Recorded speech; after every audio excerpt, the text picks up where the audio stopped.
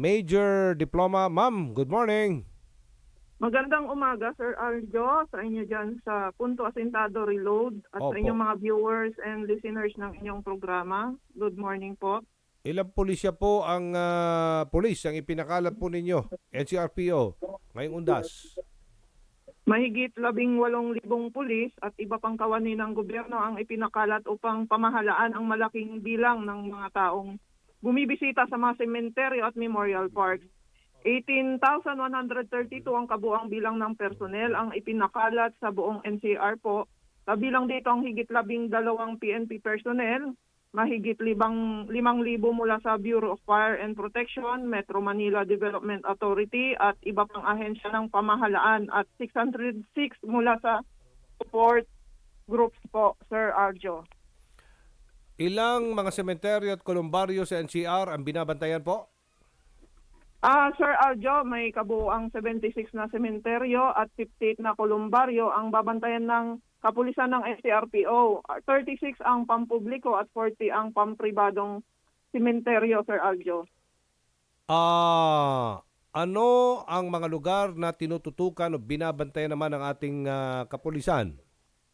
Sir Aljo, upang masiguro ang seguridad ng ating mga kababayan, maliban sa mga sementeryo at kolumbaryo, nagpakalat din ang NCRPO ng mga kapulisan sa mga pangunahing kalsada, mga terminal at sa iba pang lugar na madalas puntahan ng ating mga kababayan katulad ng mga simbahan, parks at malls. Kabilang din ang mga border control points, law enforcement checkpoints at sa mga pangunahing ruta ng trapiko, tututukan ang pag-iwas sa mga aksidente, pamamahala ng trapiko at pagbibigay ng tulong sa mga motorista, Sir Aljo. May mga kapulisan din tayong ipinakalat sa mga major transportation hubs, bus terminals at sa mga paliparan upang masiguro ang kaligtasan ng ating mga mananakay patungo sa kanilang mga probinsya o sa ibang lugar. Meron din po tayong mga police assistance desk o PADS kung saan maaaring hingan ng ating mga kababayan ng agarang tulong, Sir Aljo.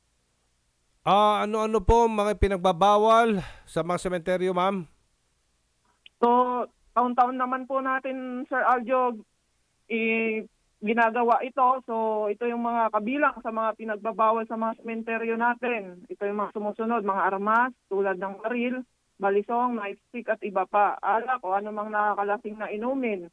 Bawal din po pumasok ang lasing na tao sa loob ng sementeryo o kolumbaryo.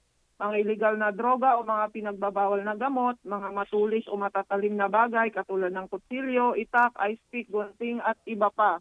Karaoke, stereo o anumang bagay o instrumentong pagmumula ng ingay sa loob ng sementeryo, mga bagay na ginagamit pang sugal gaya ng baraha, dice, bingo at iba pa.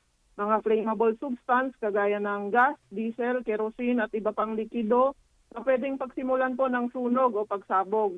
Mga vendors din po at food stalls at sasakyan ay bawal sa loob po ng sementeryo. Ngunit huwag pong mag-alala ang mga PWDs natin, senior citizens, buntis at merong mga kasamang mga baby dahil the city government will mobilize electric tricycles or e-trike po para maihatid po sila sa loob ng sementeryo.